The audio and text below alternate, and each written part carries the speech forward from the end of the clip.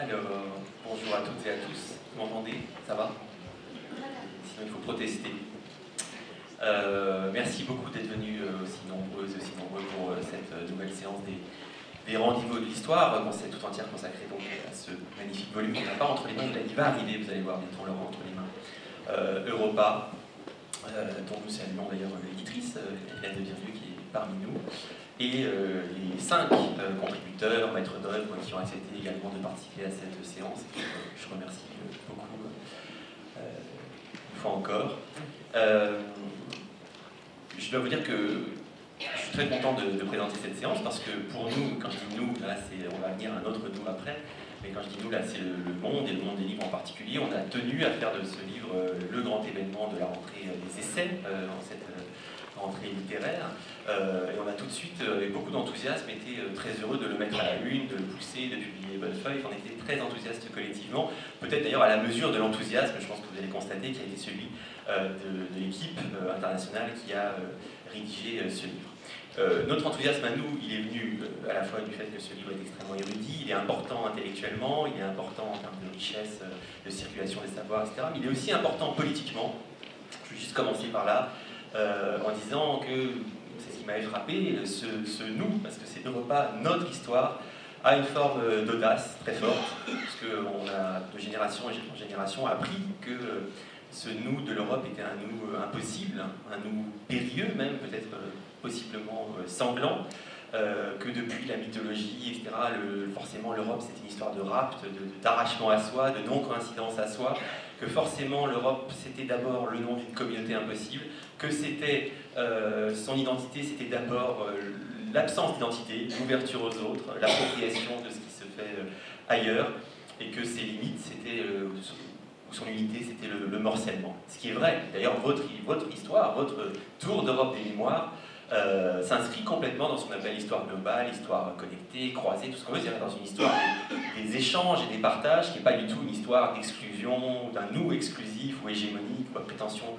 hégémonique. Et en même temps, tout en prolongeant ce geste d'une histoire connectée, généreuse et ouverte, etc., vous avez osé ce nous de notre histoire, c'est-à-dire vous avez quand même tenu bon sur la nécessité ou la responsabilité qui va avec simplement cette première personne du pluriel qui est de dire aujourd'hui peut-être plus que d'ailleurs il y a quelques années encore, avec tout ce qui se passe dans le monde, quelque chose s'impose d'un nous européen dans sa singularité, fragile, ouverte, compliquée, pleine de failles, de contradictions, et en même temps quelque chose d'un nous qui ne serait pas simplement le refus de dire nous.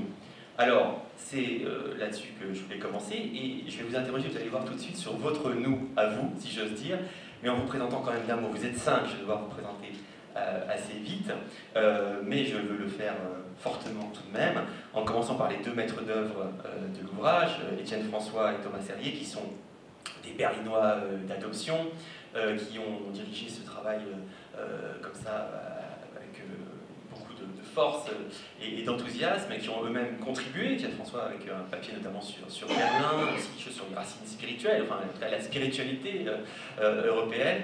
Thomas Serrier également, par exemple, je parlais de ce morcellement identitaire, où eh bien, vous avez un bel article sur les frontières, hein, ou l'absence de frontières de l'Europe. Felipe Brandi, qui est entre vous, est brésilien, parce que ce livre a réuni une centaine d'auteurs du monde entier. Vous êtes brésilien, vous êtes un jeune historien brésilien, vous avez soutenu il n'y a pas si longtemps que ça votre thèse. Vous signez dans le livre un article consacré aux 3 ordres, la société des 3 ordres venus du Moyen-Âge, mais dans sa mémoire jusqu'à aujourd'hui. Valérie Rozou, je me tourne vers vous, vous êtes à la fois philosophe et politiste. Vous n'êtes pas historienne. Oh, mais bon, je vous accepte quand même. Vous êtes philosophe et politiste, il en fallait une à cette tribune, et vous êtes la philosophe et la politiste, enfin, il y en a peut-être quelques-uns dans le volume. Vous travaillez notamment sur les réconciliations d'après-guerre, et c'est l'un des sujets de vos articles, notamment, vous avez aussi coordonné ce qui aurait pu être l'un des 3 tomes, si ce livre avait été une trilogie, mais sinon c'est la première partie qui s'appelle « Présence du passé », les présences du passé. Et enfin, Jay Winter, que je suis très heureux d'accueillir également, que vous connaissez, enfin le public de Blois le connaît très bien, qui est un grand historien de la Grande Guerre, notamment. Voilà, merci beaucoup d'être là, et vous signez un très bel article sur la mémoire un peu morcelé en Europe de cet événement qu'est la Grande Guerre. Alors, je disais que l'audace de ce livre, et je vais vous laisser la parole tout de suite, venait notamment de l'utilisation de ce nous. Eh bien, je vais vous faire parler de votre nous, c'est-à-dire de ce nous collectif, de ce collectif de travail, avec des choses très concrètes, parce que quand on ouvre le livre, vous verrez, si vous ne l'avez pas encore ouvert, vous verrez tout de suite qu'il y a beaucoup d'érudition, mais il y a aussi beaucoup d'exaltation. On sent une vraie joie, on en parlait juste avant, et on s'est beaucoup amusé, et ça se sent. Et donc je voulais vous faire parler de ça, chacun, brièvement si vous voulez, ou plus longuement, en vous donnant juste cette citation que sur laquelle je suis tombé hier, d'Emmanuel Berle, dans un texte qui s'appelle « Qu'est-ce qu'un Européen ?» et qui dit « S'il y a une nation européenne, elle ne peut se définir que suivant la formule de Renan, le souvenir des choses faites ensemble. » Et donc je voulais simplement que chacun, et chacune, tour à tour, vous nous disiez comme ça un souvenir, une scène, quelque chose qui vous a marqué de ce travail collectif au fil des années, parce que c'est quand même pas rien, cette circulation comme ça internationale autour d'Europa. Je ne sais pas qui veut commencer. Ah, oui, c'est un vrai collectif, chacun se laisse, personne ne veut parler en premier. Non? C'est vous qui me disiez que vous étiez beaucoup amusé, alors Valérie, allez-y. Oui, mais comment choisir hein une scène concrète, alors? Oui, le plus concret possible, enfin, comme vous voulez, mais qui me donnerait un peu une idée de ce qu'a été ce travail immense. Peut-être une espèce de patchwork avec deux images qui sont très différentes et qui reflètent le caractère un peu vivant du projet. La première, c'est quand on s'est réunis à Hanovre, où il y avait une espèce de... ça grouillait d'auteurs dans un château, la Ritz, une espèce d'effervescence intellectuelle, des séminaires toute la journée, etc. On n'arrêtait pas du matin au soir de discuter des entrées. Et puis, 6 mois plus tard, la fondation des Treilles, au-dessus de Nice, dans la campagne, une terrasse sur une mer d'oliviers. On est à 5 ou 6. Moi, je me dis, mais si le paradis existe, ça ressemble à ceci. Et on était en train de réfléchir calmement aux titres et aux entrées.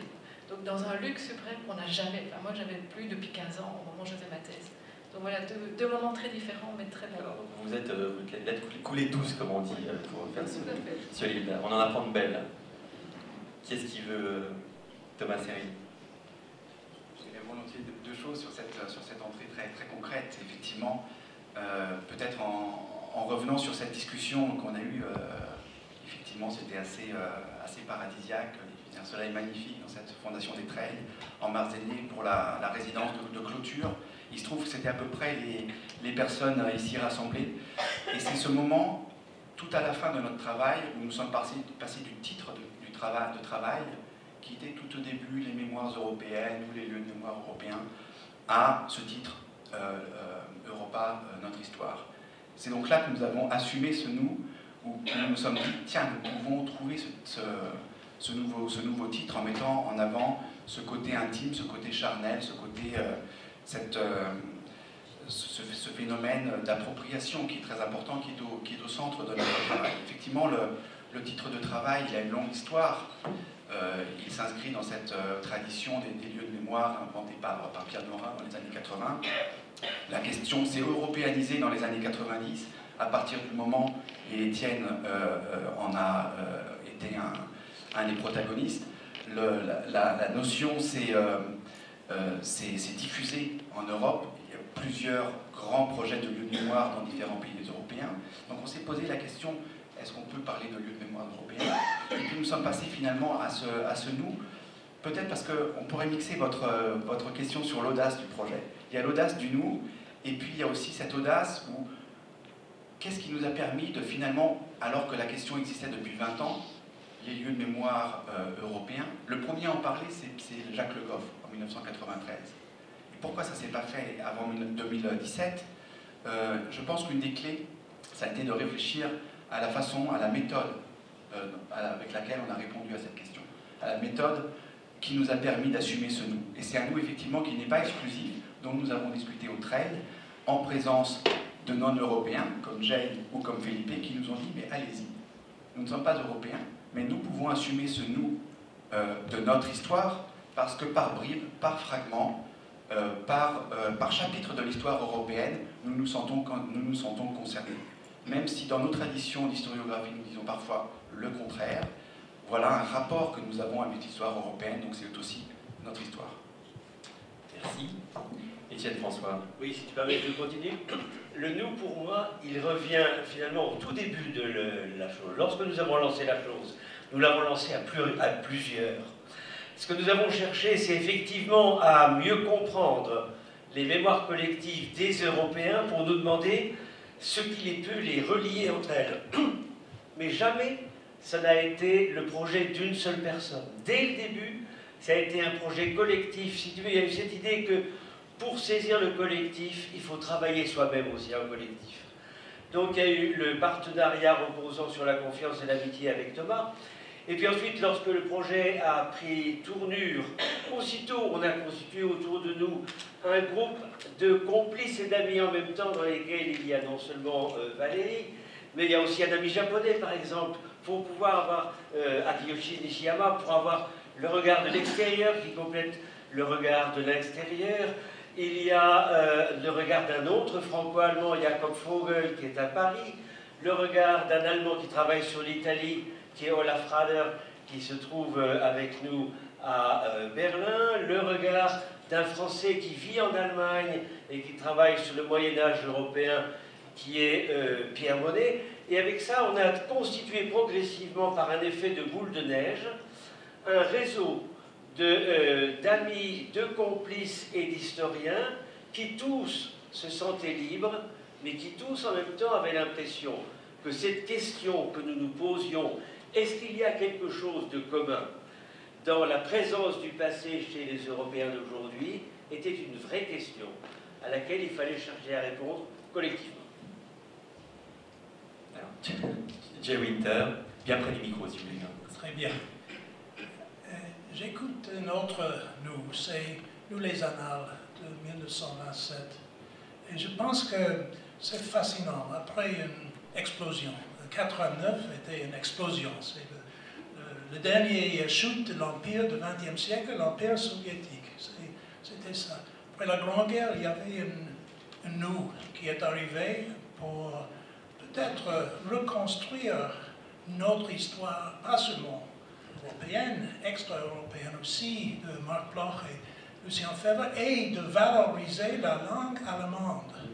C'était important à Strasbourg de dire qu'il y a une partie allemande qui n'était pas du tout, on peut dire, dévalorisée à cause des chauvinistes allemands pendant la Première Guerre mondiale, comme les chauvinistes dans les autres langues.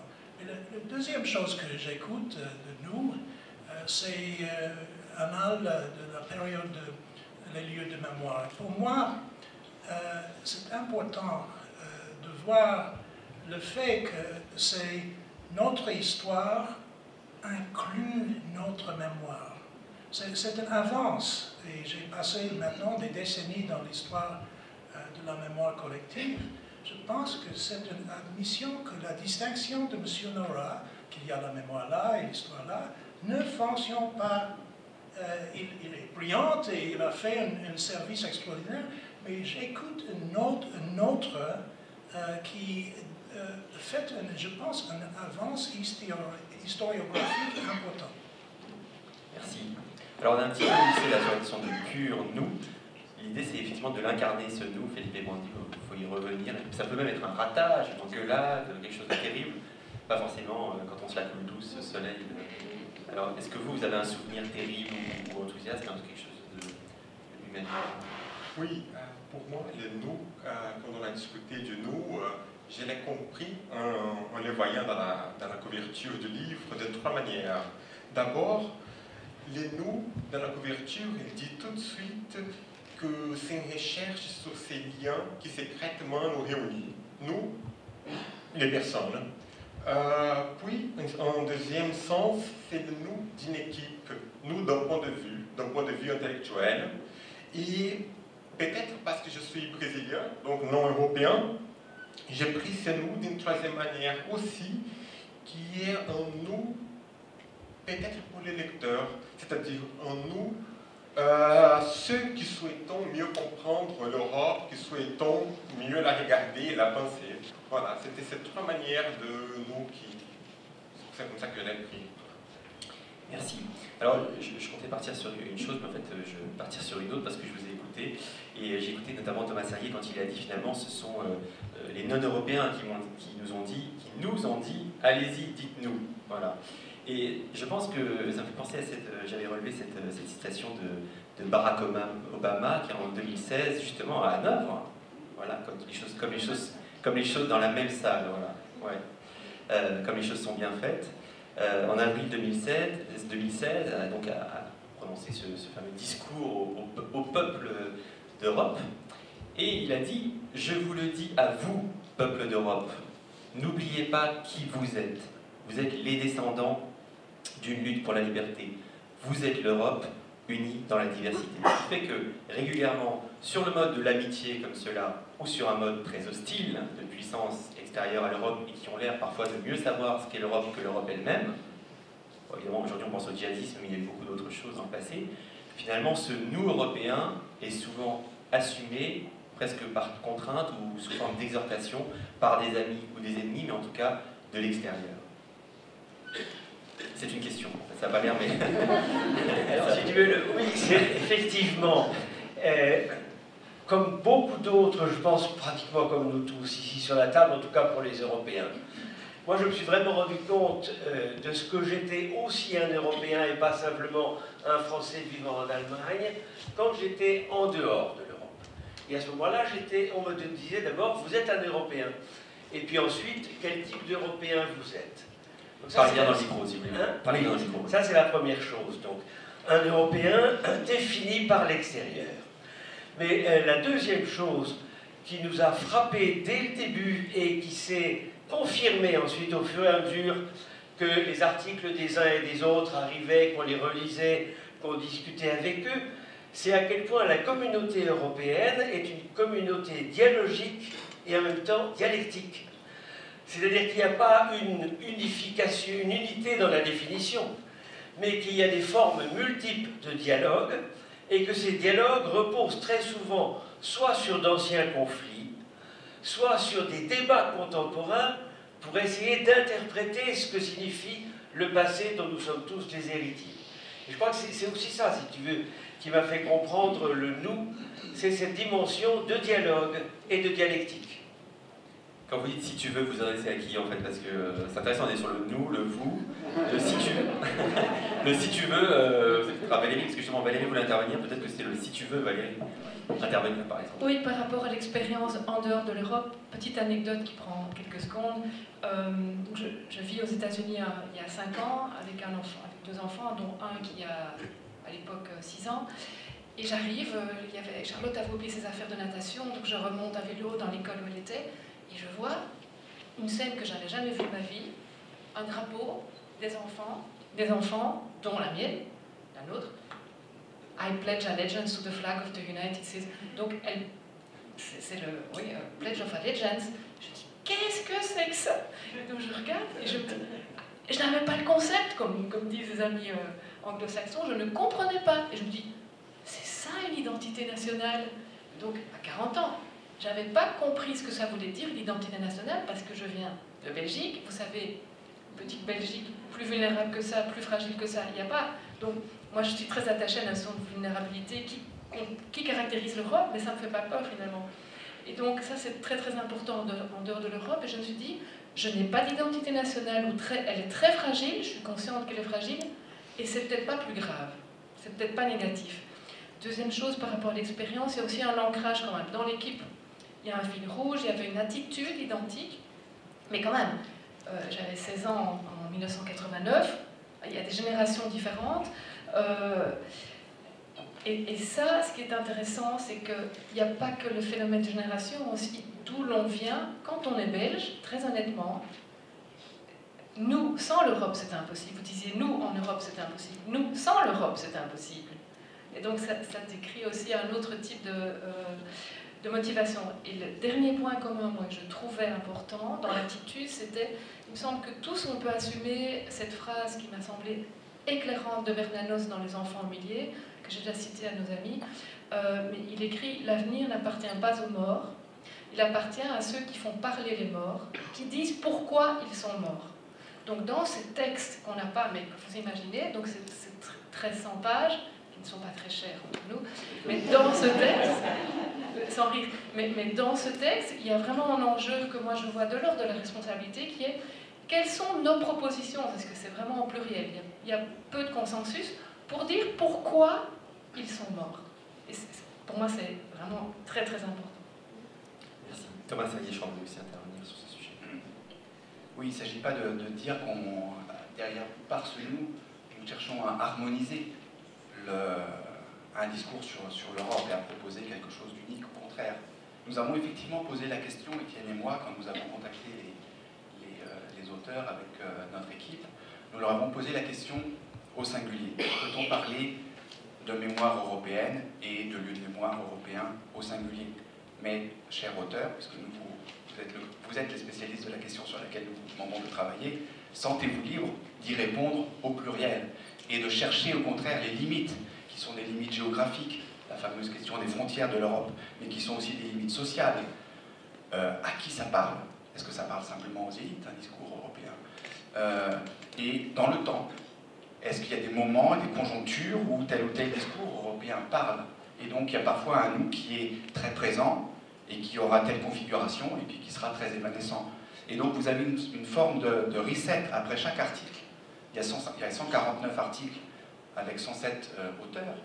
Et après chaque article, je pense que c'est un des grands plaisirs de lecture, et nous, on a une grande jubilation à préparer ça, à lire les textes et à les éditer, c'est que chaque auteur, sur son thème, apporte des réponses différentes. Jay Winter, sur les deux, je pense parce que tu es là, tu regardes d'un air sévère, mais sur l'Europe des génocides et sur la mémoire de la Première Guerre mondiale, ta conclusion va plutôt dans le sens de il reste encore une mémoire très fragmentée, et la question est intéressante de poser, de s'interroger sur l'européanisation de la mémoire, mais elle est encore, et elle ne sera peut-être jamais vraiment voilà.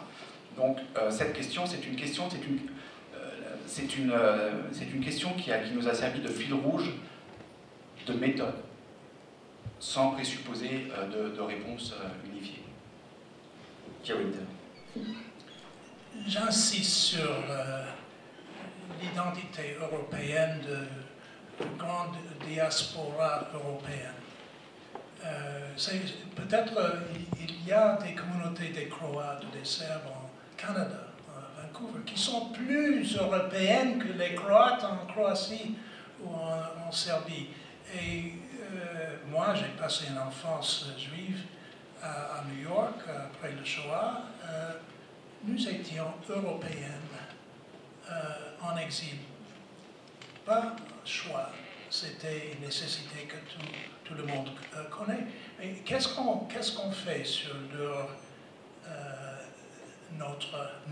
leur participation? Je pense qu'il y a une grande communauté de diaspora européenne qui entre dans nous. Ce n'est pas seulement les citoyens de l'Europe aujourd'hui qui sont dans les nous. Il y a une pénombre, une grande population.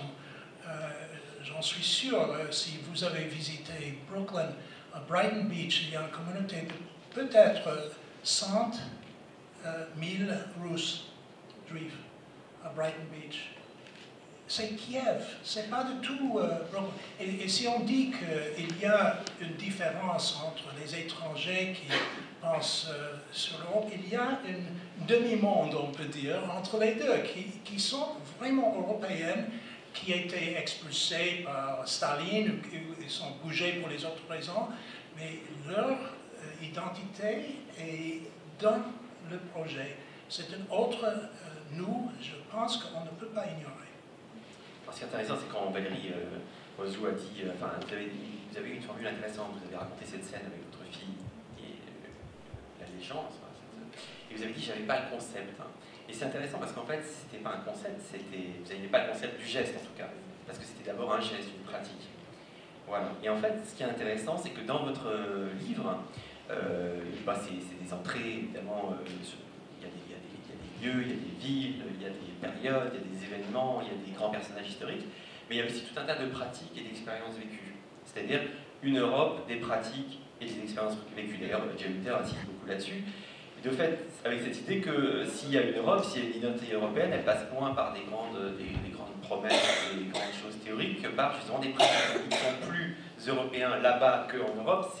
Qu'est-ce que ça veut dire? C'est-à-dire qu'ils ont des pratiques qui vous paraissent relever de quelque chose de l'Europe. Et donc, à nouveau, il y a des pratiques dans votre livre. Il y a faire un roman, il y a faire l'amour, il y a prier, il y a faire l'amour n'est pas que spécifiquement européen, mais en tout cas, on peut en discuter, et je vous invite à en discuter maintenant d'ailleurs, mais en tout cas, ce sont des pratiques, y compris la guerre, etc.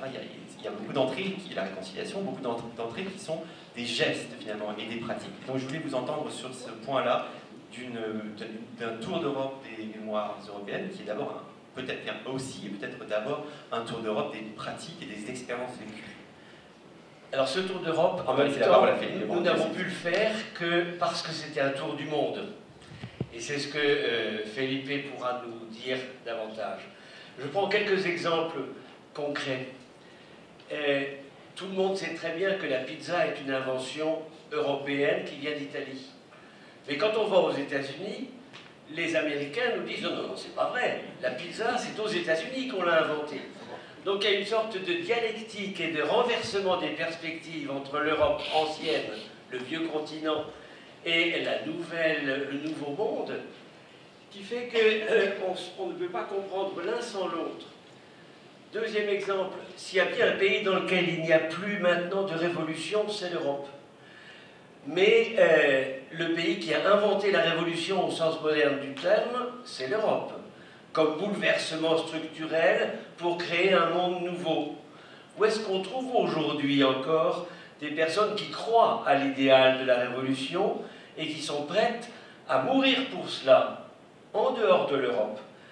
Et elles se sont comme si, en quelque sorte, le monde extra-européen s'était approprié une invention européenne pour se libérer soi-même de l'Europe.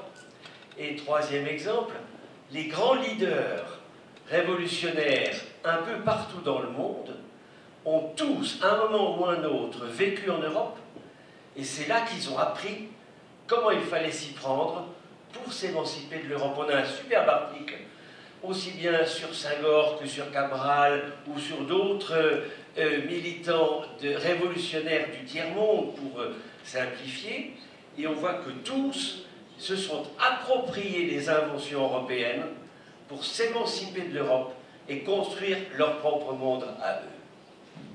Philippe Rondi.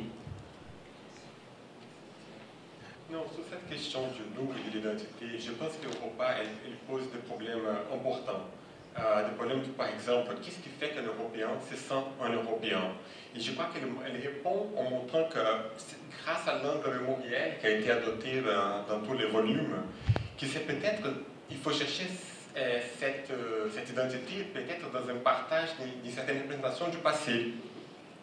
Et Europa pose des interrogations, non pas en fait, je pense, sur qu'est-ce qu'une identité, soi-disant identité européenne, mais plutôt sur la construction, la cristallisation et l'accréditation des sentiments identitaires. Et je pense que c'est ce décalage d'approche qui devient très très novateur et important au sein du livre. Et sur l'articulation entre cette appropriation identitaire et la question justement des gestes et des expériences vécues, qui est le cœur de votre travail. Votre question est très intéressante, effectivement, parce que je pense que c'est un des points de décalage et qui nous a permis, votre toute première question, les audaces, ce qui nous a permis de parler de mémoires européennes. Effectivement, mettre le curseur non pas sur une définition dogmatique de ce que serait l'Europe, avec des valeurs définies, un espace défini, mais par les pratiques.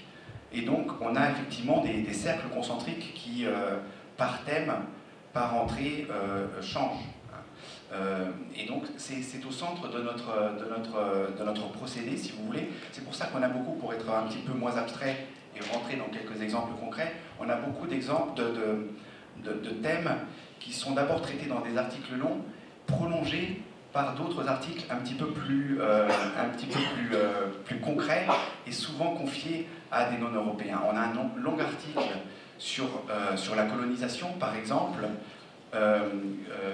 prolongé par un article sur Tintin et le Congo, confié à un historien congolais, canadien d'origine polonaise.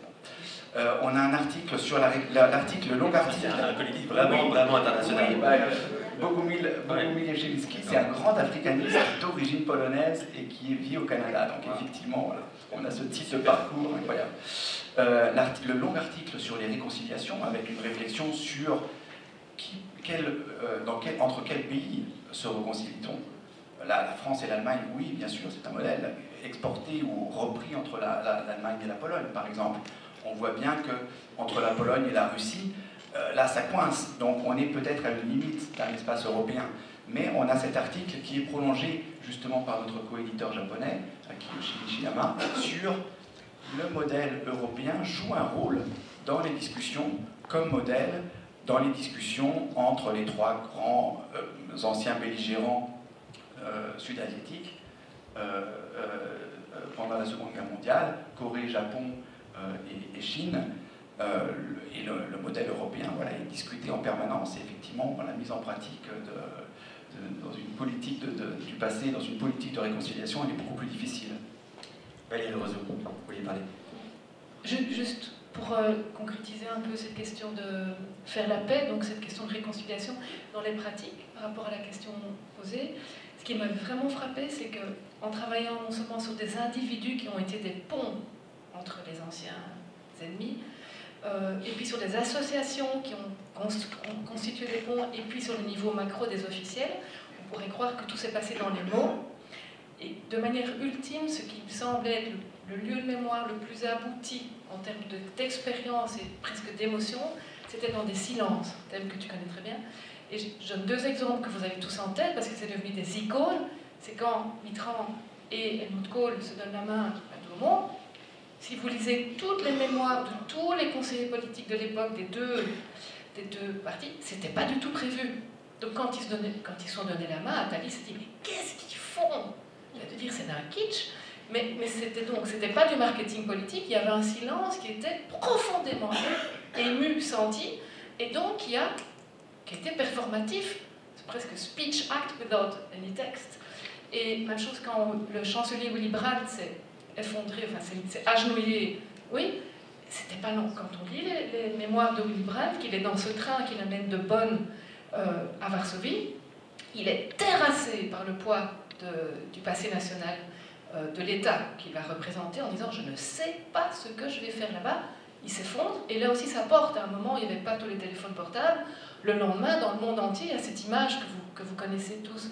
Donc c'est intéressant pour moi que les pratiques passent aussi dans cette absence de mots qui est terriblement chargée, mais qui permet que tout le monde arrive avec des raisons différentes du silence. La honte, la peur, le ressentiment, mais il y a un silence qui unit toutes ces émotions, elles peuvent venir sur la table et se poser. Etienne François voulait dire un mot sur le sujet. Oui, alors ce qu'on a aussi, là comment on a pu découvrir un petit peu ces éléments d'une communauté partagée en Europe, c'est peut-être comme ça qu'on pourrait l'appeler, c'est par la confrontation avec d'autres espaces. Vous évoquiez tout à l'heure l'Asie du Sud-Est, et le rapport à l'histoire en Corée du Sud, en Corée du Nord, au Japon et en Chine est très différent du rapport au passé qu'il y a aujourd'hui dans les pays européens. Dans pratiquement tous les pays européens, on considère que l'histoire du voisin fait partie de la propre histoire dont on est soi-même l'héritier. Tandis qu'en Chine, au Japon, en Corée, c'est pas ça. C'est d'abord l'histoire de son pays, et lorsque l'on parle des autres, ce sont des étrangers qui autrefois étaient des ennemis. Il y a très très peu d'éléments de communauté, alors même qu'ils ont un héritage culturel très ancien, qu'on voit bien dans l'écriture, mais malgré cet héritage très ancien, ils continuent d'abord de se définir par rapport à eux, et non pas par rapport aux autres. Je voudrais continuer, c'est un point essentiel. Je pense qu'il y a des fractures, vraiment des brèches dans notre histoire. On doit admettre qu'il y a des divisions importantes, essentielles. Et une, c'est aujourd'hui, on peut dire l'importance croissante de la place de religion dans la politique d'une partie de l'Europe à l'Est et le manque, ou absence, presque absence, je pense, dans la politique d'une partie de l'Europe à l'Ouest. C'est important. La question, est-ce que c'est une forme de division plus importante que la division que vous avez évoquée? Et je pense que non. Je pense qu'il y a des vraies contradictions dans l'idée de notre histoire qu'on doit accepter. Ce n'est pas nécessaire de dire que le monde nôtre est une grande famille. Tout le monde connaît tous les silences qui définissent qu'est-ce que c'est une famille et tous les conflits.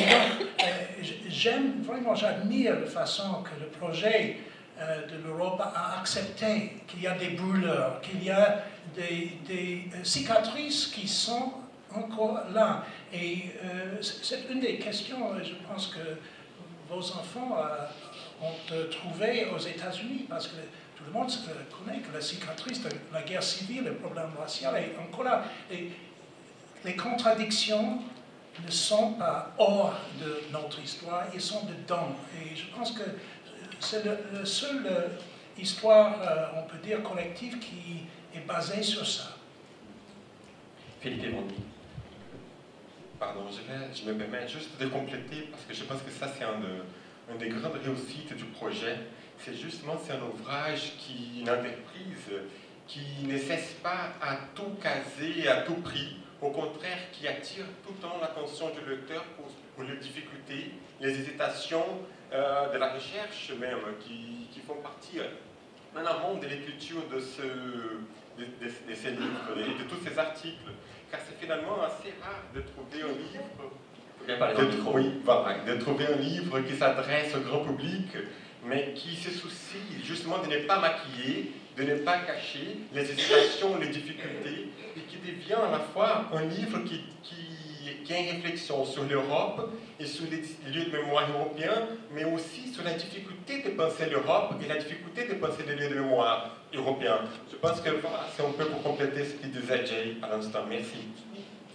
Alors je vais poser encore une ou deux questions et ensuite on partagera la parole avec l'ensemble du public pour que vous puissiez avoir une discussion collective. L'avant-dernière question que je voulais vous poser, c'est que en fait, tout à l'heure vous avez cité Marc Bloch. Et donc, pour revenir, là on parlait des failles, des contradictions, du fait que vous n'avez pas mis sous le tapis les contradictions et la fragilité de cette identité. Et en même temps, vous avez voulu dégager quelque chose comme une identité européenne, même fragile, etc.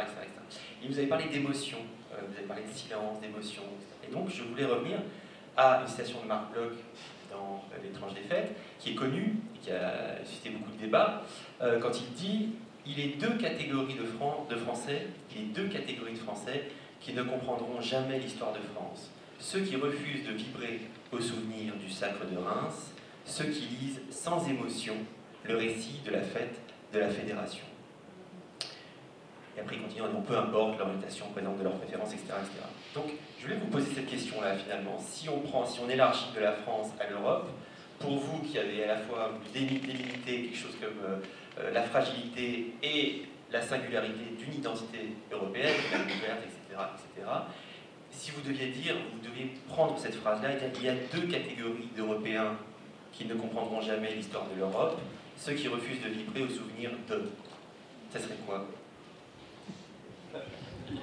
Si je peux répondre, ce qui me vient tout de suite à l'esprit, c'est quelque chose dont j'ai pris vraiment conscience d'un point de vue émotionnel en travaillant à notre livre, c'est-à-dire la profondeur de l'impact de la scission qui s'est opérée dès le Moyen-Âge entre la chrétienté latine et la chrétienté grecque.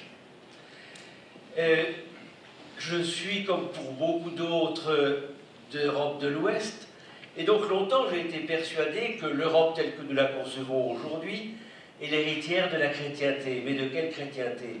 De la chrétienté latine seulement.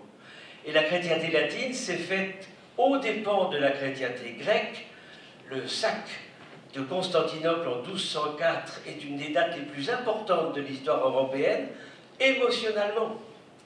Parce que c'est le moment où les chrétiens d'origine grecque et de culture grecque ont eu la conviction que les latins les méprisaient et ne les reconnaissaient plus comme tels.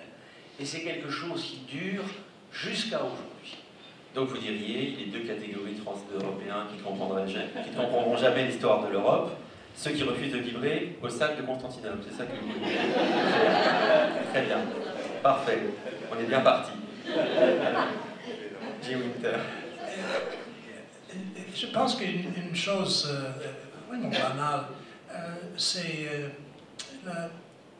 pour moi, c'est vraiment un livre d'une génération de post-89.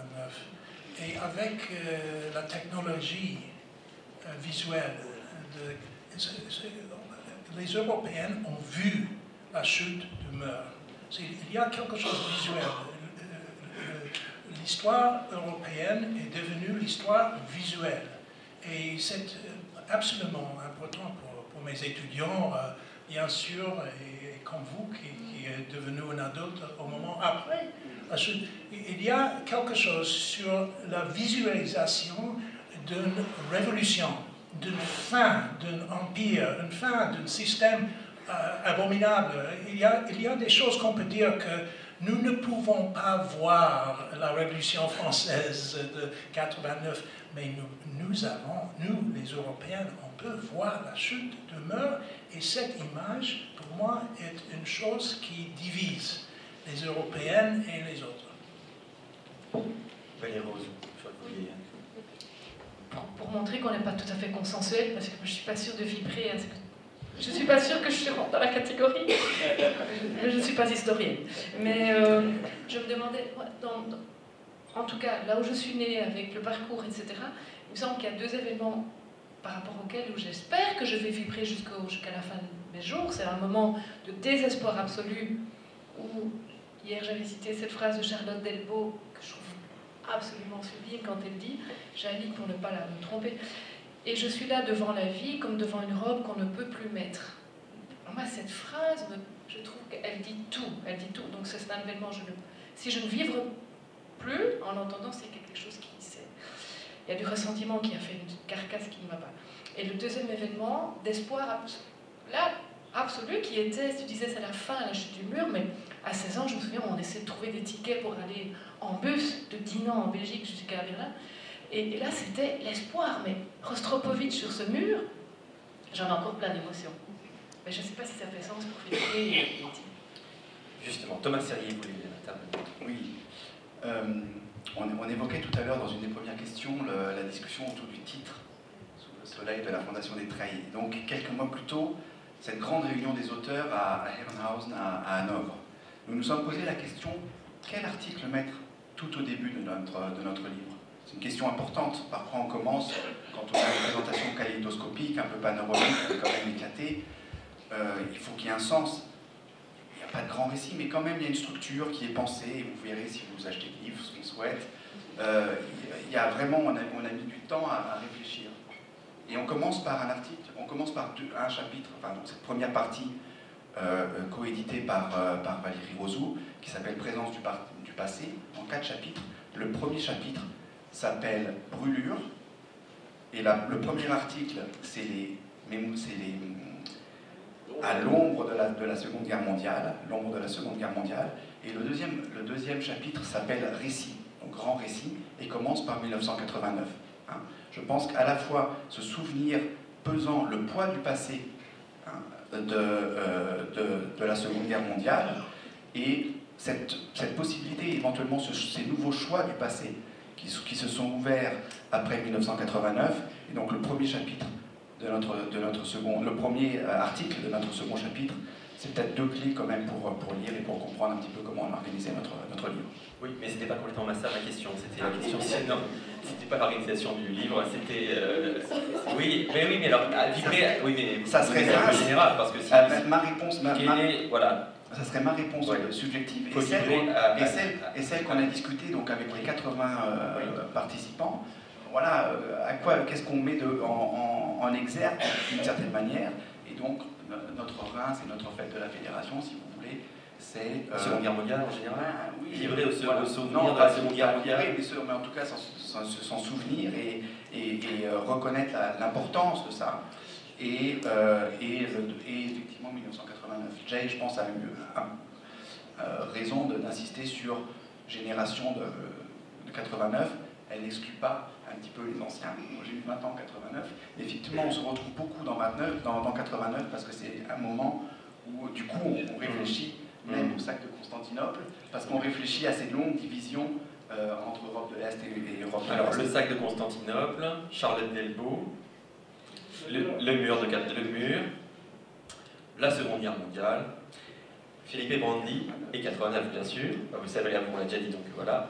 Et vous, alors, qu'est-ce que vous... J'avoue que c'est une question difficile pour moi. Je ne sais pas si j'aurai le courage de répondre, de donner une réponse. Voilà, personnellement, pour moi, c'est 89. Même pas une question de génération, plus que d'identité européenne, parce que je ne suis pas. Par contre, j'aimerais reprendre juste ce que Thomas a dit, parce que quand Valérie parlait des émotions, des sentiments, je pense que ce début du livre, par le traumatisme, est très bien choisi. Justement, n'est pas commencé par des berceaux, par un ordre chronologique, mais par les blessures, par les déchirures qui montrent que l'enjeu mémoriel n'est pas un jeu d'intellectuels, de théoriciens. Ce n'est pas de l'imaginaire pur, c'est dans les concrets. Ça rentre dans les vies, dans les émotions, dans les sentiments. Et je pense que c'est un début aussi intellectuellement important parce que c'est le déclic qui déclenche l'impératif d'une conscience mémorielle. Donc voilà, c'est pour ça que je suis d'accord pour la Seconde Guerre. Impossible d'être indifférent, je crois. Merci. Merci. Je vais vous poser une toute dernière question, je vais en répondre assez brièvement parce qu'il est 18h22 et si on veut avoir une bonne demi-heure de discussion collective, il faut qu'on boucle à 18h30. En fait, je vais vous citer un passage de Jacques Derrida que je voulais citer d'ailleurs dans le compte-rendu de votre livre dans le Monde et j'ai pas eu la place, j'en étais très triste.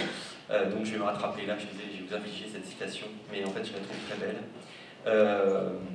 Donc il explique, un peu comme je disais au tout début, qu'il y a peut-être une responsabilité nouvelle, c'est juste avant sa mort. Vraiment, il avait appris qu'il était malade, qu'il avait un cancer très grave, etc. Il savait qu'il était condamné. Et on est à un moment un peu particulier de la vie de ce philosophe, qui était à ce moment-là le plus lu et le plus traduit parmi les Français dans le monde entier. Et donc il parle de l'Europe et de sa responsabilité, de son rétrécissement, de sa culpabilité aussi, du fait qu'elle est fragilisée vis-à-vis, il dit voilà, qu'il y a vis-à-vis de l'Amérique, alors c'est l'Amérique de Bush à ce moment-là, il parle aussi d'un certain théocratisme arabo-islamique sans lumière, enfin bon, il parle de différents lieux comme ça qui ont l'air d'être hostiles à ce que l'Europe représente. Et il dit « L'Europe se trouve sous l'injonction d'assumer une responsabilité nouvelle. Je ne parle pas de la communauté européenne telle qu'elle existe, ou se dessine dans sa majorité actuelle, néolibérale, et virtuellement menacée de tant de guerres internes, mais d'une Europe à venir et qui se cherche, en Europe géographique et ailleurs. Ce qu'on nomme algébriquement l'Europe a des responsabilités à prendre pour l'avenir de l'humanité, pour celui du droit international. Ça, c'est ma foi, ma croyance. » Et je trouve ça assez beau, en fait, cette citation, parce que finalement, ça rejoint ce que vous disiez tout à l'heure. Quelque chose de l'Europe, une de ses singularités, c'est un certain rapport ou non-rapport, en tout cas prétendu, à la foi, c'est une certaine articulation, une certaine séparation du politique et du religieux. Et Derrida, à la fin de sa vie, finalement, définit l'Europe comme sa foi. Alors si vous deviez définir, à nouveau, sur le modèle de ce qu'on appelait avec Marc Bloch tout à l'heure, si vous deviez définir le cœur de votre credo européen, quel serait-il? En 3-4 mots, vous avez le temps. Valérie. En 3 mots. L'Europe, ça c'est pour moi un horizon d'attente et l'Europe comme promesse. J'ajoute, l'Europe, pour moi, c'est l'espace de Aufklärung. C'est vraiment la lumière. Et c'est la seule exposition de Foucault que je comprends. Was ist Aufklärung? Je pense que l'Europe est la réponse de son question. De Foucault. Thomas Serrier. 3 mots? Non, un peu plus. Une phrase même, si vous voulez. Dialogue malgré tout. C'est 3. Alors pour moi d'abord c'est l'extraordinaire diversité de l'héritage qui nous a formés.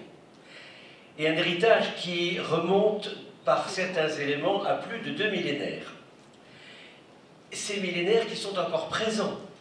Ça c'est le premier point. La deuxième chose, c'est que heureusement il n'y a pas d'unité au sens de petit dénominateur commun, mais qu'il y a une créativité permanente dans le dialogue et la confrontation. Et la troisième chose, c'est exactement ce que disait Derrida, la responsabilité.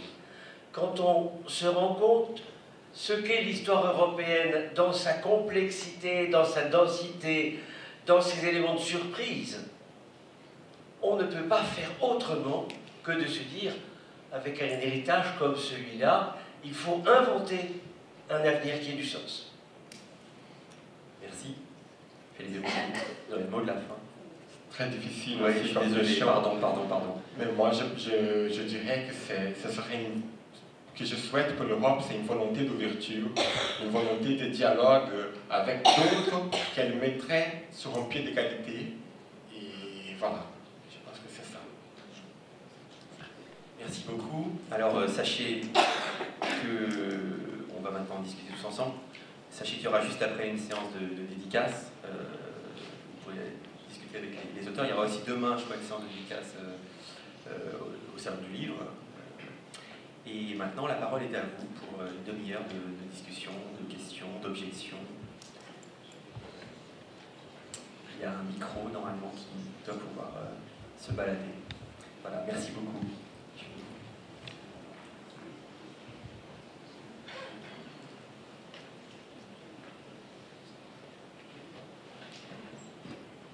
Bonsoir. J'aimerais vous poser une question et en vous demandant aussi si c'est possible de répondre de manière très très brève. Vous avez, parce que vous pouvez être plusieurs à y répondre, mais ce serait intéressant. Vous êtes des grands historiens ou grands philosophes. Vous connaissez très bien ce sujet-là, vous l'avez creusé, mais quels ont été, dans ces 1300 pages, il y a peut-être un moment où vous avez dû avoir une surprise, un étonnement, quelque chose que vous n'attendiez pas dans ce livre ou sur ce sujet, et qu'est-ce que ce serait? Qu'est-ce que ça a été? Si ça a été le cas, j'ose imaginer.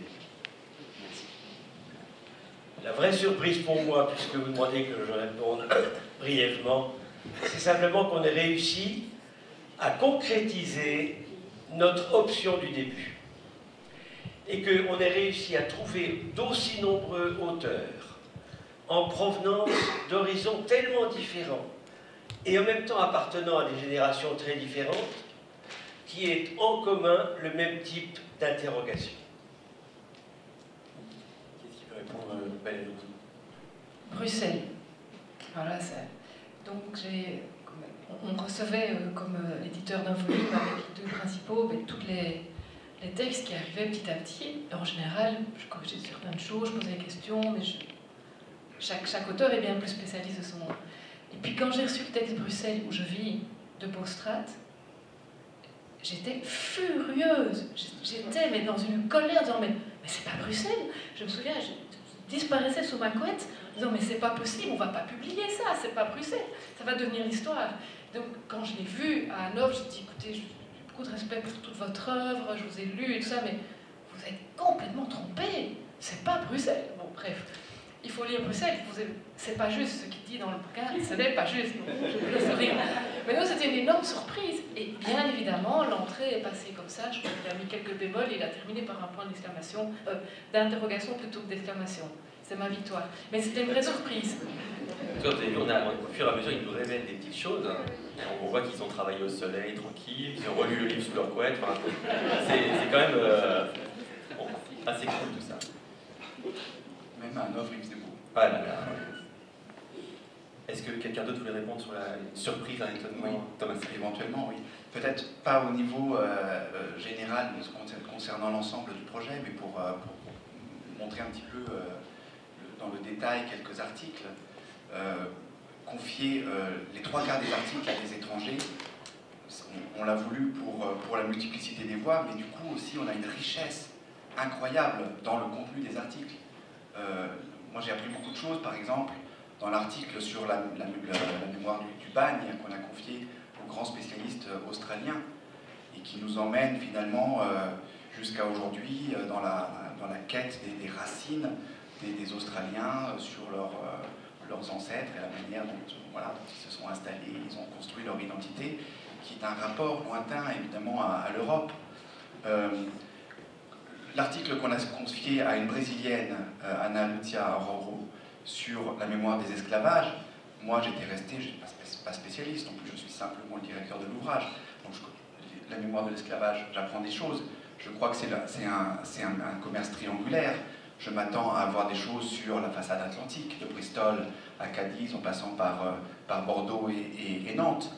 Un petit peu évidemment les ports, d'où sont partis les esclaves de la façade atlantique de l'Afrique, et puis la solitude des champs de coton en Amérique du Nord. Mais il y a toute la dimension sud-américaine, brésilienne, qui est présente dans l'article. Donc on a appris beaucoup de choses à l'intérieur de chaque article. Il y a un vrai plaisir de lecture qu'on a eu, et je pense que c'est aussi ce niveau-là, très concret, que je voulais mettre en avant. Merci. Est-ce qu'il y a d'autres questions, interventions? Oui. Monsieur.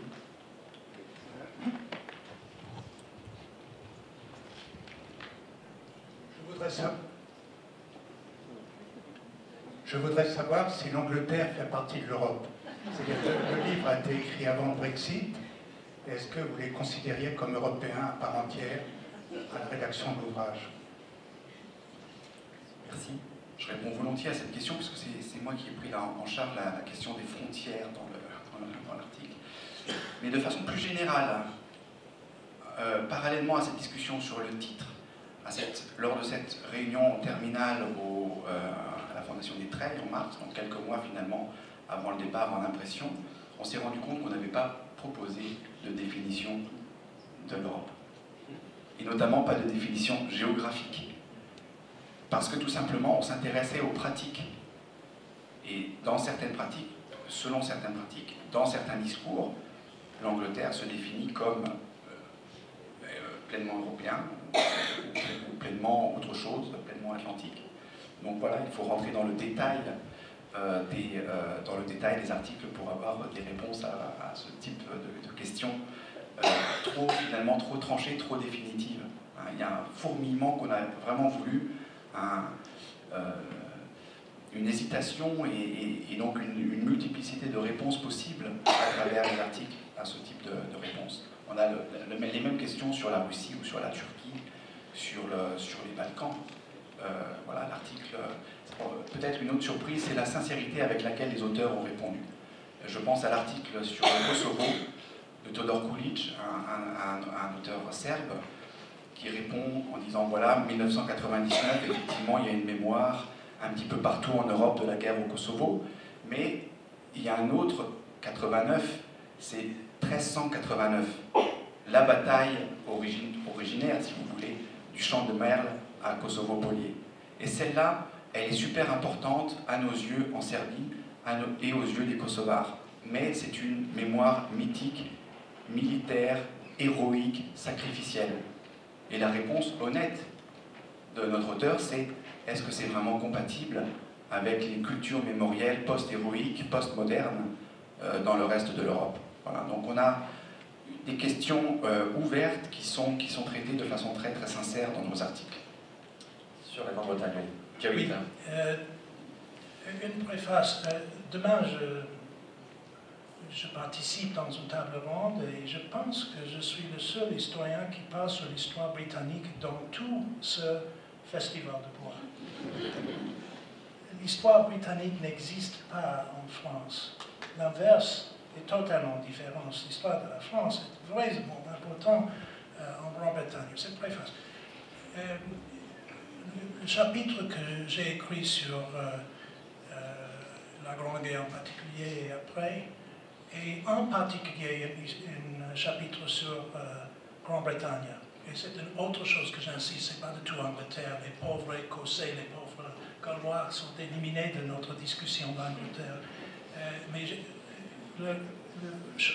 une des choses les plus importantes du centenaire de la Grande Guerre, c'est la profondeur de la mémoire de la Grande Guerre, maintenant, 100 ans après, dans les petites communes d'Angleterre. Et j'ai voulu évoquer ça dans le premier chapitre sur les brûleurs, que c'était une forme de suicide. La Grande Guerre était un suicide, bien sûr, parmi les élites, mais pas seulement les élites. C'est une catastrophe partagée, mais sentie, je pense, en Grande-Bretagne d'une manière qui peut expliquer aux générations après pourquoi la Grande-Bretagne est un petit pouvoir. En 1914, c'était totalement différent. Puis, il y a une grande question maintenant, comment expliquer le vote de Brexit, mais je pense peut-être une des réussites du livre, les votes, les référendums, même la bureaucratie de la Commission n'est pas la mesure de l'Europe. Ils sont là, mais ils ne sont pas, je pense, au centre. Il y a des dizaines des expériences plus importantes et la mémoire de la Grande Guerre en Grande-Bretagne est absolument essentielle de comprendre Grande-Bretagne et Angleterre aujourd'hui. Étienne François. Oui, j'ai un autre exemple qui, moi, me convainc énormément. J'espère que ce sera le cas pour vous. C'est l'exemple des Lumières. Parce que s'il y a bien un grand moment commun de l'histoire européenne, c'est le XVIIIe siècle, avec la circulation des personnes et des idées de l'Écosse jusqu'à la Russie. Mais en même temps, dès qu'on regarde le détail de Lumière, on s'aperçoit que cette circulation, ces échanges qui ont des éléments communs, c'est-à-dire la référence à la raison et le doute sur les révélations transcendantes, ça s'exprime de manière très différente selon les pays. Il y a l'Enlightenment du monde britannique en Écosse, bien plus qu'en Angleterre. Il y a les Lumières françaises, l'Aufklärung allemande qu'évoque Jay tout à l'heure, la Haskalah juive, qui est tout aussi importante, l'Illuminismo de l'Italie, l'Oswieciem de la Pologne. Donc, dès qu'on veut voir un peu mieux ce qu'il y a de commun dans ce mouvement trans-européen, on retrouve des manières différentes de le décliner. Et c'est cette dialectique entre le commun et la diversité que je retrouve. Et dans ce grand moment européen par excellence, on voit très bien que, la Grande-Bretagne a joué un rôle essentiel. Et pareil, pour terminer avec un autre exemple, s'il y a bien quelque chose qui est aussi une tradition très longue et très formatrice dans l'histoire européenne, c'est la culture du droit. Et on insiste beaucoup sur le fait que nos États sont des États de droit et que une des originalités du monde européen, y compris dans le sens de l'Union européenne, c'est la place centrale du droit. Mais d'où vient le droit? Il vient avant tout du droit romain. Et l'héritage du droit romain qu'on peut suivre sur 2 millénaires a été toujours un héritage double. Le droit écrit qu'on trouve par exemple sur le continent et le droit oral qu'on trouve dans ce qui est devenu plus tard la Grande-Bretagne. Et on ne peut pas comprendre l'héritage du droit européen si on ne met pas côte à côte le droit européen de tradition latine et le common law de tradition britannique. Merci beaucoup. D'ailleurs, puisqu'on est là pour faire réunir ce livre-là, mais d'autres livres aussi, sur cette question des Lumières européennes, et notamment qui rejoint votre expérience, c'est-à-dire l'idée que c'est d'abord dans les pratiques que ça se joue. Il y a les très beaux livres de Daniel Roche sur les Lumières, le monde des Lumières en Europe, et qui est complètement là-dessus, sur la façon dont ça circulait à cheval, dans les cafés, dans les salons, etc. Et dans les Lumières, c'est d'abord ça, c'est d'abord des pratiques qui circulent avant d'être des grandes promesses théoriques. Il y avait une question au premier rang, peut-être qu'il y en a... S'il y a d'autres questions plus... Il ne faut pas hésiter à vous manifester. Justement, par rapport à ce que vous venez de dire, votre livre, Europa, notre histoire, fonde-t-elle une future citoyenneté européenne? Est-ce que ce livre peut fonder une future citoyenneté européenne? C'est la question. Alors évidemment, Grande-Bretagne incluse. Grande-Bretagne incluse. Valérie, pour vous. Dans Bruxelles. Je ne suis pas commanditée, et ça n'a pas été une commande de la commission, ça je en être sûre. Mais comme je disais, je ne vois pas d'alternative à un mouvement européen. Donc ça, c'est sur le plan personnel. Voilà. Je pense que c'est à chaque lecteur, lectrice, de voir ce qu'il fait de la lecture. Ça n'a pas été pensé comme un programme ou comme un cours de citoyenneté. Par contre, ce qui me toucherait, c'est qu'on ait pu essayer de favoriser un mouvement, qui est un mouvement en termes de... Je vais parler de points. J'espère qu'on est passé du point d'exclamation, qui serait un bon citoyen, c'est ça, tchac, tchac, tchac, tchac, comme des ordres, ok, à des points d'interrogation. Nous explorons comment nous pourrions fonctionner, ou comment nous avons fonctionné, ou comment eux fonctionnent, comment eux croient que nous fonctionnons. Donc passer du point d'exclamation au point d'interrogation, voire au point de suspension. Il y a beaucoup d'entrées, enfin, je pense, qui sont comme représentées par des points de suspension, parce qu'elles laissent, elles disent, et vous, qu'est-ce que vous en pensez? Et vous, allez lire, et vous, recherchez, et vous, qu'est-ce que ça suscite comme émotion? Est-ce que ça résonne en vous, etc. C'est pas tellement un programme, mais une invitation.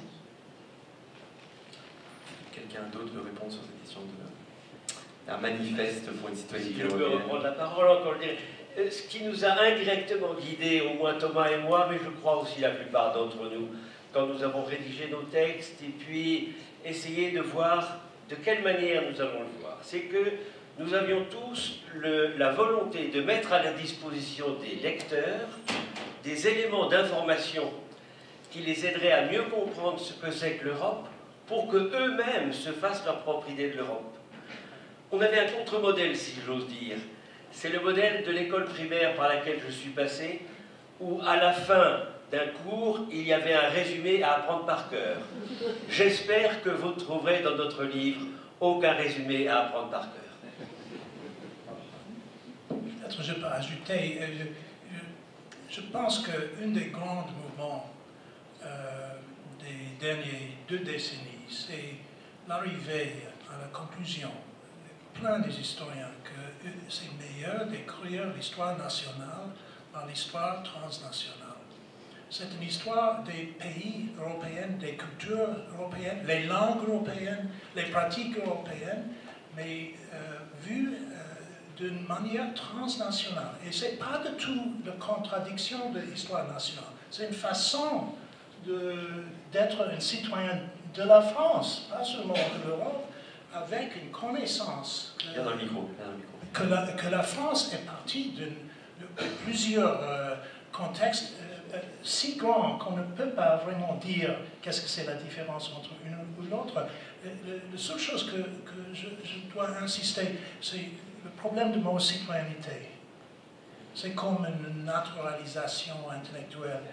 Je pense que peut-être on peut être plus confortable en Europe. On peut partager l'espace européen avec les réfugiés syriens et les autres qui sont ici pour vivre, si on a un sens de notre histoire qui est ouverte à eux, aux souffrantes des guerres civiles dans les autres parties du monde. C'est pour moi une forme de citoyenneté humaniste que je vois dans le projet. Merci. Je crois qu'il y avait une autre question. Oui. Ah oui, madame. On ne vous oublie pas.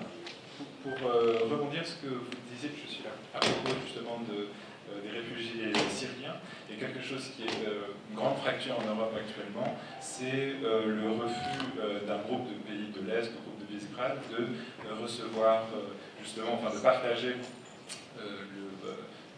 l'accueil en fait des réfugiés qui sont aux portes de l'Europe. Et un des arguments, en fait, moi que j'ai entendu donné par des responsables politiques est-européens, c'était de dire que la société multiculturelle dont ils ne voulaient pas et qui existe selon eux, donc, et sans doute à raison bien sûr, en France, en Europe occidentale, était un résultat de la colonisation et que eux ne se sentaient pas responsables ni redevables de cette histoire coloniale et que cette histoire coloniale avait donné donc aux pays de l'ouest de l'Europe, en tout cas les pays colonisateurs, le sentiment d'une responsabilité vis-à-vis du reste du monde, et qu'eux-mêmes estimaient ne pas avoir apporté ce fardeau-là, entre guillemets. Et la question que je voulais vous poser, c'est est-ce que dans cette question de la mémoire de la colonisation, est-ce que c'est quelque chose, une fracture qui vous est apparue importante dans vos discussions et avec les contributions qui ont eu lieu, ou est-ce que c'est quelque chose qui est plus de l'ordre d'un discours politique, de rejet, enfin, et xénophobe finalement? Merci beaucoup. Alors, je vous propose, comme maintenant il y a plein de questions tout d'un coup qui se sont manifestées, si on veut avoir le temps il faut que chaque fois une seule personne en gros réponde et assez brièvement, pas une phrase, mais en tout cas que vous ne pouvez pas tous répondre à toutes les questions, sinon il y aura plus beaucoup de questions. Et en fait, il y en a plein maintenant.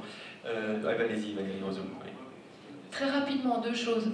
Vous pointez, à mes yeux, ce qui était, on parlait de non-harmonie, ou en tout cas de pas de consensus complet, il y a beaucoup d'entente et de complicité, mais la grosse fracture pour moi, donc la tension la plus frappante et la plus douloureuse, c'est cette division Est-Ouest que je redoutais et dont je me suis dit non, c'est politique. Parmi des chercheurs, même type de formation, même type de niveau économique, culturel, des gens 1, 2, 3 diplômes qui parlent beaucoup plus de langues que moi, etc. Une fracture complète, des mondes différents. On ne vibrerait pas au même enfin en tout cas pas tout à fait à la même musique. Donc ça c'est clairement senti pendant le processus de rédaction. Il y a des articles qu'on n'a pas pu accepter. Par exemple, alors, c'est le moment du scoop. Bon, alors je dois dire, là, on ne le répétera pas, promis. Si vous voulez bien. Oui, c'est un peu délicat. Ça reste entre deux. Bon, en tout cas, voilà, peu importe. Un des articles les plus importants du premier volume, qui était sur les présences du passé, dont les brûlures, pour moi c'était l'article Génocide, je viens de parler de Charlotte Delbo. C'était un article qu'on ne pouvait pas rater. En tout cas, moi c'est le premier que j'aurais été voir.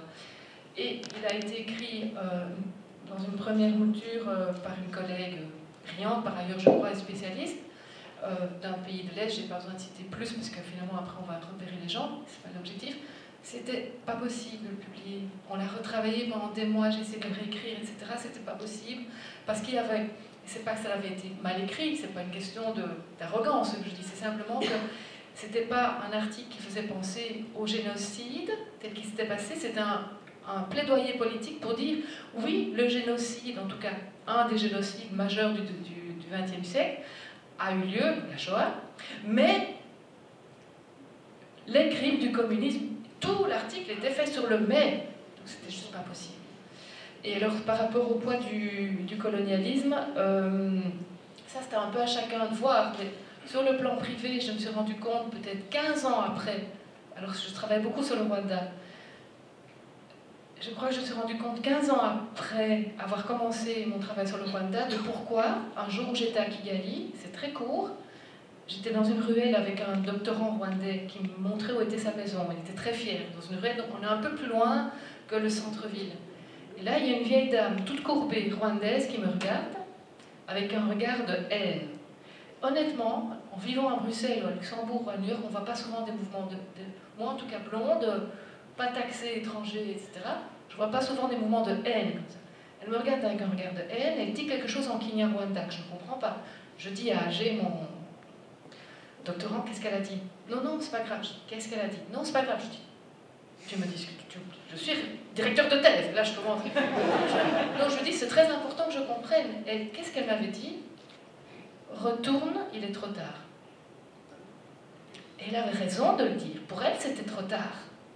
Et donc c'est certain que des expériences comme ça, c'est décisif et ça me donne peut-être un peu de culpabilité, j'espère que non, mais en tout cas une responsabilité à ne jamais fermer la porte d'un Rwandais qui me dit, est-ce que je peux faire une thèse chez vous? Je ne dis pas que j'ai l'argent pour tous les Rwandais, mais je ne vais jamais fermer la porte en disant que je n'ai pas envie. Merci. Alors, peut-être un rajout tout de même sur cette question des colonisations. J'ai buté sur son nom tout à l'heure. C'est quand même ce cher Bogomil Jewczewski, africaniste canadien d'origine polonaise, qui a pris en charge la colonisation. Et je crois que ça c'est quand même important parce qu'il a ouvert avec cette sensibilité. Il a dit la colonisation, d'accord, mais c'est pas simplement une histoire de l'Empire britannique et de l'Empire français et du Congo belge. C'est une histoire qui concerne tous les Polonais. Et Joseph Conrad, l'auteur d'Au cœur des ténèbres,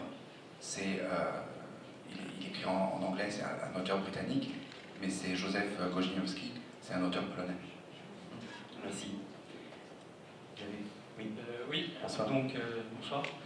On a beaucoup discuté des frontières, notamment de l'Europe, là, mais pas une seule fois des frontières sud, notamment au sud de la Méditerranée. Est-ce que ça s'est évoqué dans cette ouvrage?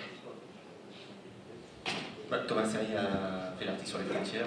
J'ai fait un article sur les frontières, mais je pense plutôt à l'article de Leila Darli sur la Méditerranée, voilà, qui revient sur toujours avec notre approche par les mémoires, donc sur les différentes strates et la présence des différentes strates de l'histoire de la Méditerranée.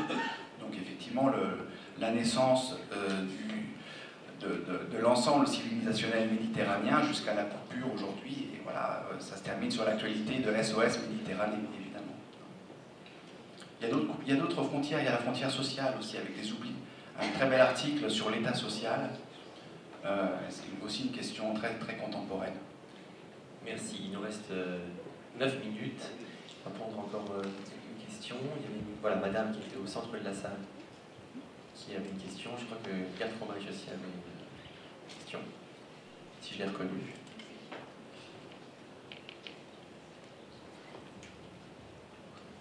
Bonsoir.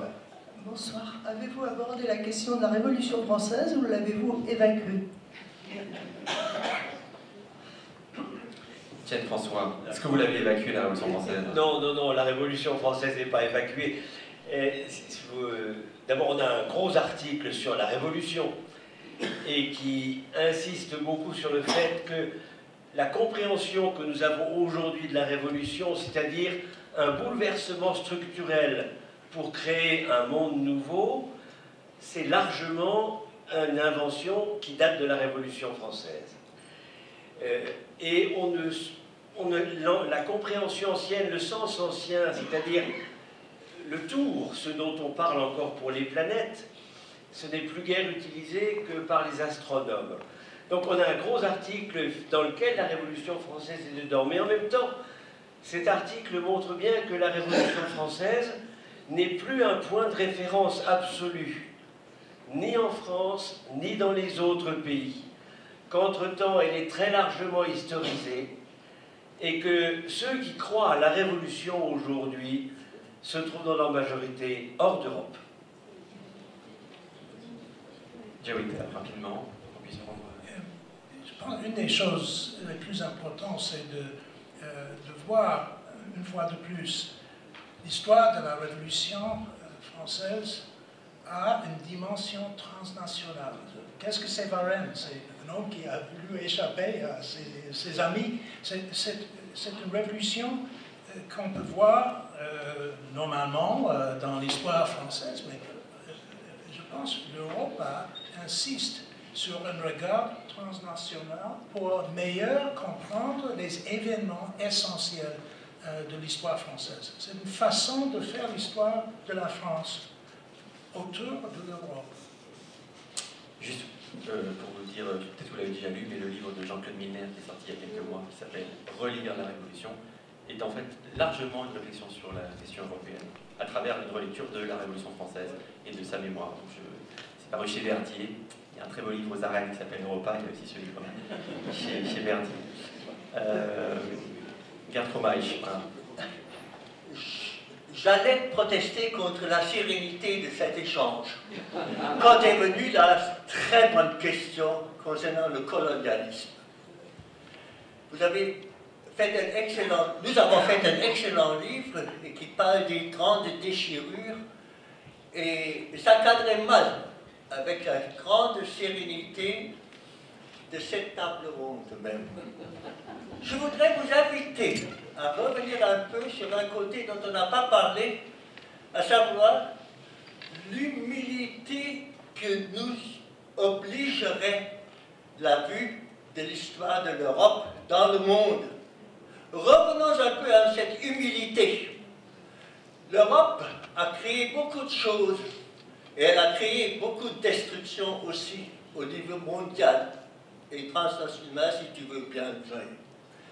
Ça veut dire, nous en récoltons encore de nos jours les déchets de cette domination européenne dans le monde, et je ne fais qu'évoquer le côté noir de l'histoire de l'Europe, de sa domination, de sa supériorité affichée, de l'esclavage qu'elle a introduit dans ce monde.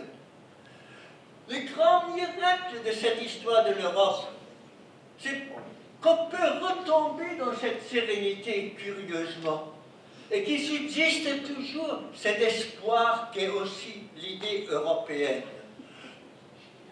L'Europe s'est déchirée, s'est tuée 14-18 et plus tard. C'était la guerre européenne, c'était la grande déchirure. Comment a-t-on fait pour revenir là-dessus? Quelle doit être cette énorme force de l'idée de liberté qui nous fait agir de nos jours, et la conscience d'une Europe qui ne fera plus jamais une guerre dans le monde? C'est le grand miracle de cette construction européenne, c'est qu'elle doit être consciente de ces déchirures et avoir un élan quand même. Vous n'avez fait qu'un élan tout à l'heure. Je voudrais l'humilité aussi. Merci. Et c'est intéressant parce que vous parlez de miracle, ce qui est...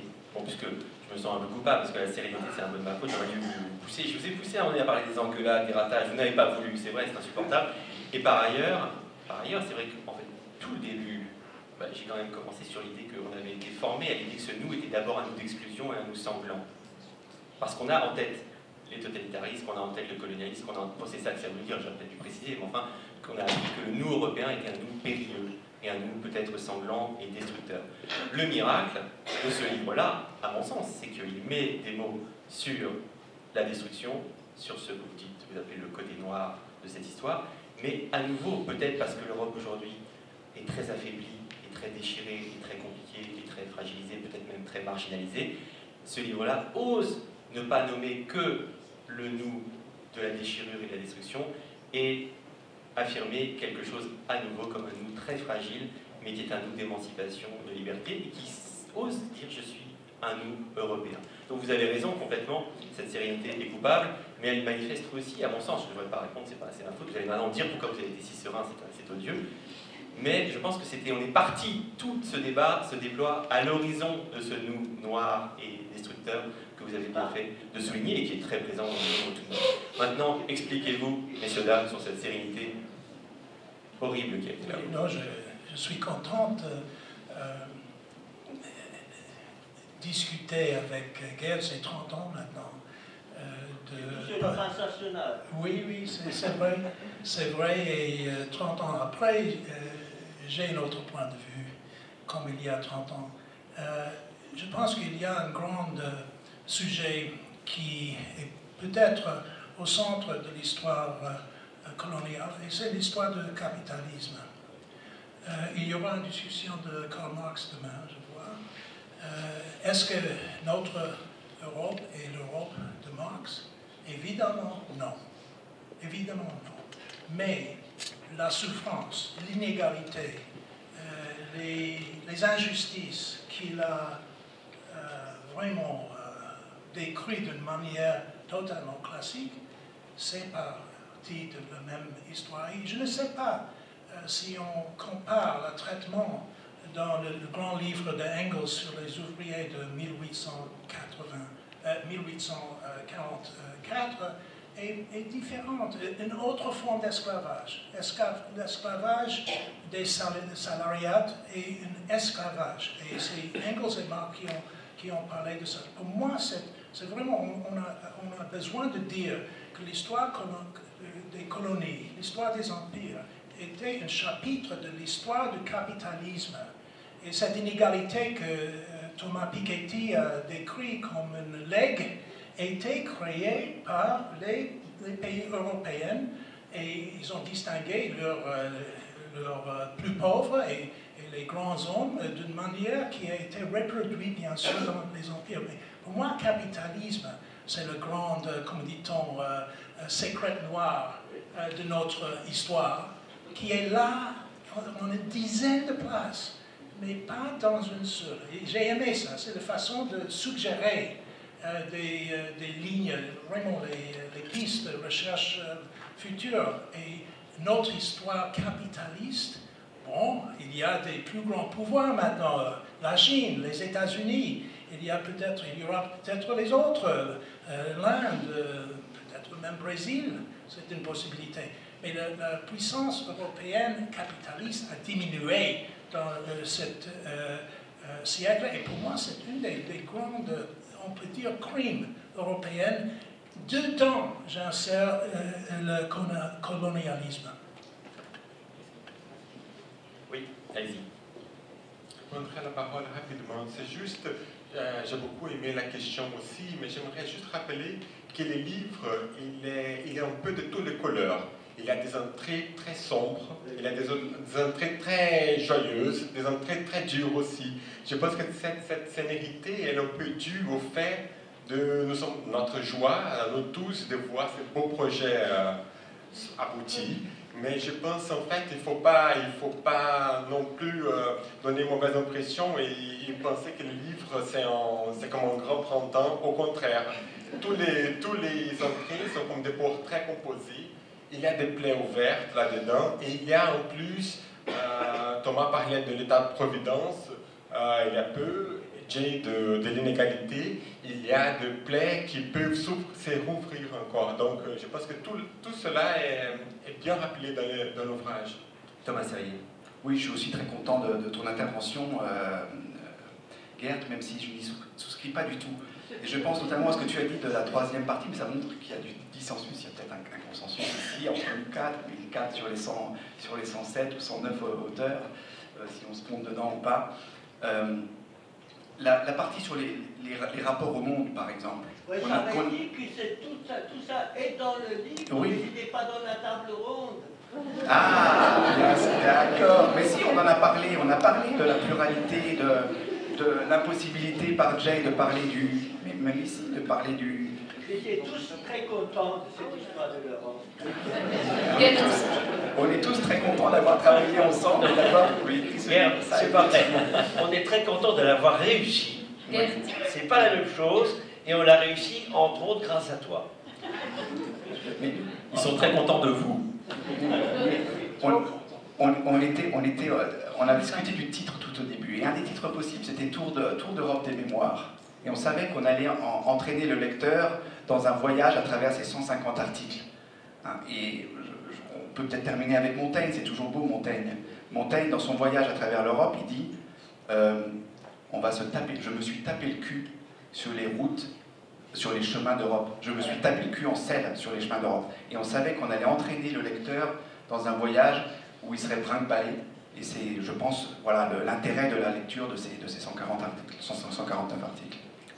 Valérie Rose, Montaigne c'est beau, mais vous aurez quand même le dernier mot. Victor Hugo c'est beau aussi. Je vais simplement dire, je pense, Gerd, que la joie qu'on affiche et qui est réelle n'est pas du tout incompatible avec la gravité. Quand je parle de Charlotte Delbo, de point d'interrogation, de suspension, ou de la dame de Kigali qui me dit « rentre chez toi », je ne vois pas vraiment d'euphorie non plus.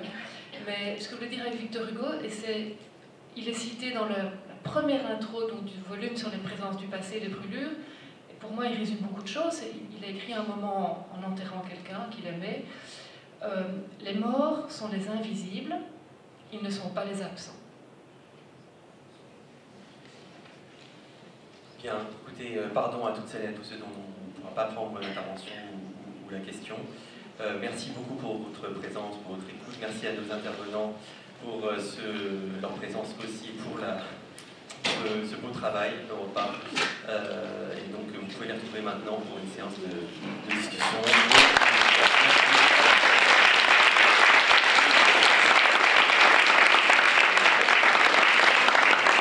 Merci.